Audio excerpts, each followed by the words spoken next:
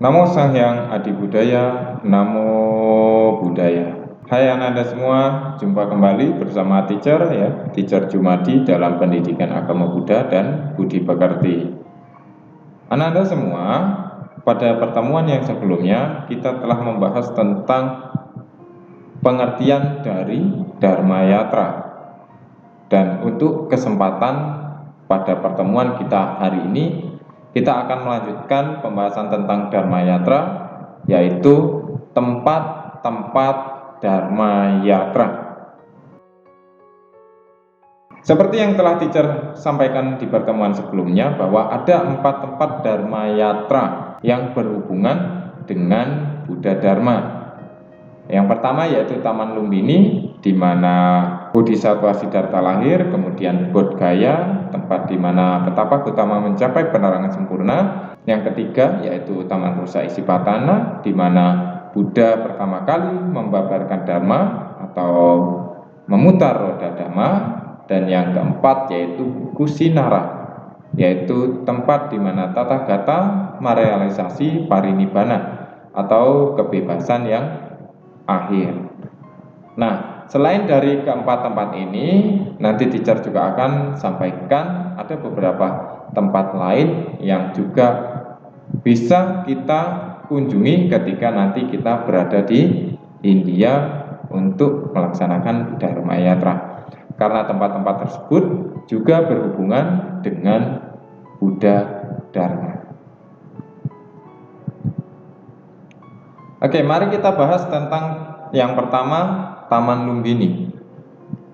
Taman Lumbini adalah salah satu tempat yang sangat dihormati oleh umat Buddha di dunia sebagai tempat untuk melakukan Dharma Yatra. Taman Lumbini sekarang dikenal dengan sebutan Ruminde dan berada di Nepal atau di negara Nepal. Sekitar 2600 tahun yang lalu telah terjadi suatu peristiwa yang maha besar yang menggetarkan jagat raya, yaitu lahirnya seorang bakal Buddha atau Bodhisattva. Peristiwa itu terjadi pada bulan purnama di bulan Waisak pada tahun 623 sebelum Masehi. Bakal Buddha adalah putra Raja Suddhodana dari suku Sakya yang dikenal dengan Siddhartha Gautama. Taman Lumbini adalah saksi dari kelahiran seorang bakal Buddha. Ya, dikisahkan bahwa di Taman Lumbini lahir Bodhisattva yang berjalan 7 langkah, dan di tempat kakinya menginjak tanah ini muncul bunga teratai seketika itu. Bodhisattva telah muncul di dunia ini untuk mengajarkan Dharma dan membawa pada akhir penderitaan. Di sekitar Taman Lumbini ini juga terdapat bangunan-bangunan. Ya, di antaranya yang pertama yaitu di Taman Lumbini ini terdapat sebuah pilar setinggi 22 kaki yang didirikan oleh Raja Asoka. Dulu dinamai pilar Ruminde. Pilar ini dibangun untuk memperingati tempat kelahiran seorang manusia besar oleh Raja Asoka. Yang kedua, tidak jauh dari situs kelahiran dari Bodhisattva terdapat sebuah wihara kecil yang bernama Wihara Mayadewi. Wihara Mayadewi ini dibangun sebagai penghormatan kepada Ibunda Bodhisattva yang merupakan istri dari Raja Suddhodana, yaitu Ratu Mahamaya. Dalam wihara ini kita bisa melihat titik di mana Bodhisattva dilahirkan atau Pangeran Siddhartha dilahirkan. Tempat yang kedua yang merupakan tempat Dharma Yatra yaitu Bodh Gaya atau Bodh Gaya. Bodh Gaya atau Bodh Gaya adalah tempat Petapa Gautama mencapai penerangan sempurna. Bodh Gaya berada di pinggir sungai Neranjara yang sekarang telah kering. Dahulu tempat ini adalah sebuah hutan yang dikenal oleh masyarakat setempat dengan sebutan Hutan Gaya. Namun sejak Petapa Gautama mencapai penerangan sempurna di tempat tersebut, maka hutan Gaya akhirnya populer dengan nama Bodh Gaya atau Buddha Gaya. Ya. Di Bodh Gaya ini juga ada bangunan wihara yang bernama Wihara Mahabodhi. Nah, saat ini di Bodh Gaya terdapat sebuah wihara yang bernama Wihara Mahabodhi yang menjulang tinggi setinggi 52 meter. Wihara ini merupakan wihara terbesar di India. Di sisi belakang bangunan dan barat bangunan wihara terdapat pohon bodhi yang diyakini merupakan turunan dari pohon yang menaungi Petapa Gautama bermeditasi dan mencapai bodhi menjadi Buddha. Di dekat pohon bodhi tersebut terdapat papan batu pasir berwarna kemerahan yang dipandang sebagai tempat duduk Petapa Gautama saat bermeditasi untuk mencapai kebuddhaan. Kemudian selain daripada Wihara Mahabodhi, di situs atau di komplek dari Bodh Gaya ini juga terdapat Wihara Sujata. Nah, Wihara Sujata ini dibangun untuk mengenang dari keluhuran Ibu Sujata. Jadi selain Wihara Mahabodhi, di Bodh Gaya juga ada Wihara Sujata. Wihara Sujata ini lebih tampak sederhana. Di wihara ini biasanya para peziarah membacakan parita dan merenungkan kembali kisah yang telah terjadi di tempat itu hampir 2600 tahun yang lalu. Di tempat ini Sujata mempersembahkan nasi susu kepada Petapa Gautama sebagai makanan terakhirnya sebelum mencapai pencerahan menjadi Buddha. Tempat ketiga yang merupakan tempat Dharma Yatra yaitu Taman Rusa Isipatana.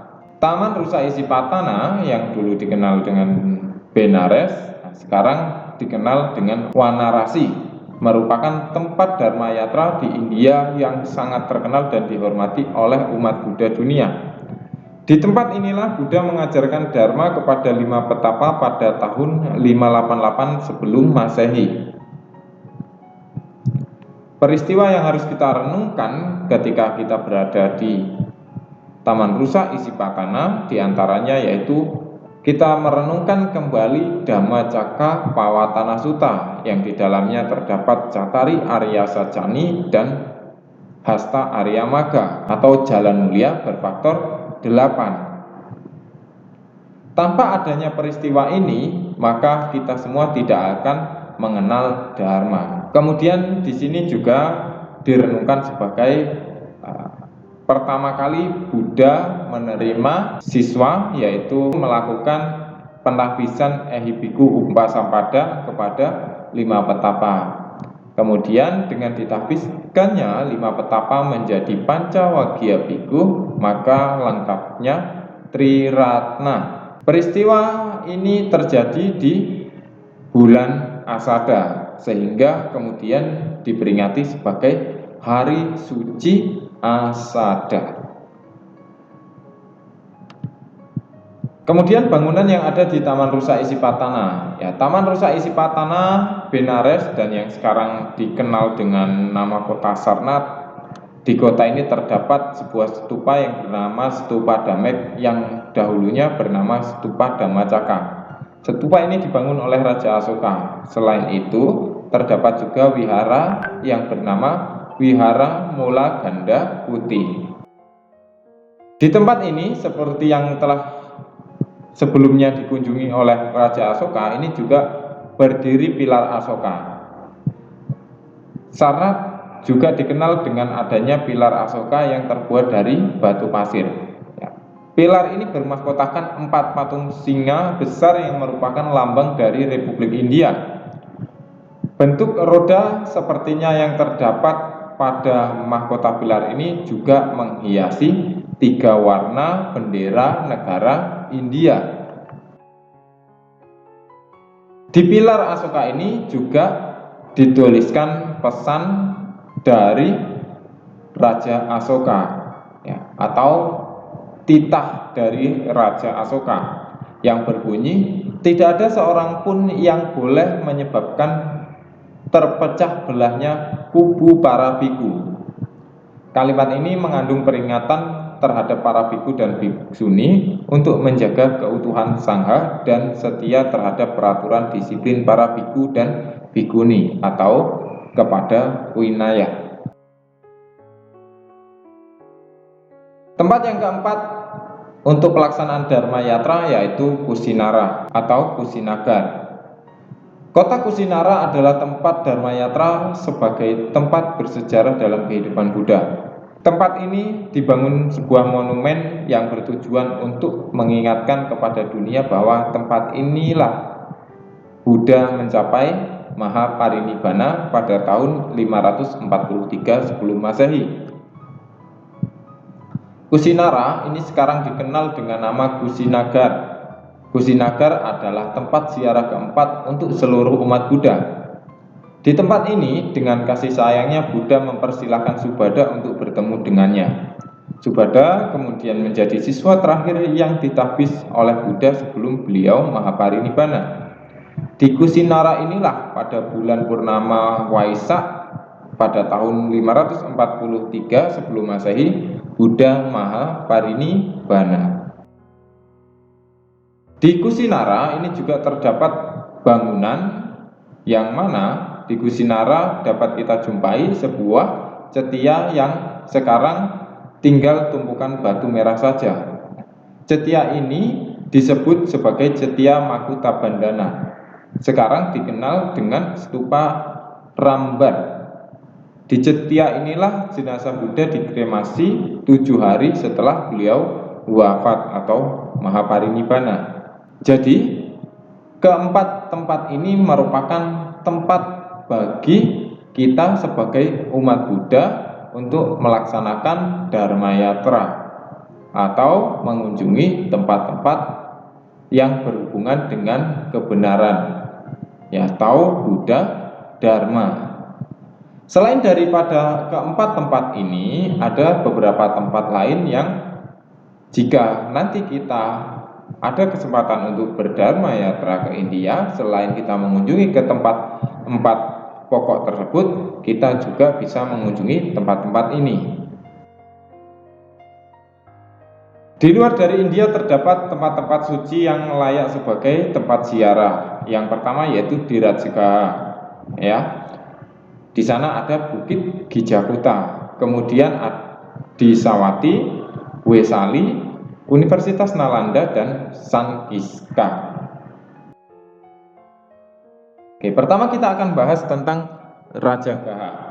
Rajagaha adalah ibu kota dari Kerajaan Magadha yang diperintah oleh Raja Bimbisara. Kerajaan Magadha telah runtuh namun tidak menyurutkan niat kita untuk mengunjungi karena di sini masih terdapat bukit yang bernama Gijakuta atau Puncak Burung Nazar. Di puncak bukit inilah Buddha sering tinggal.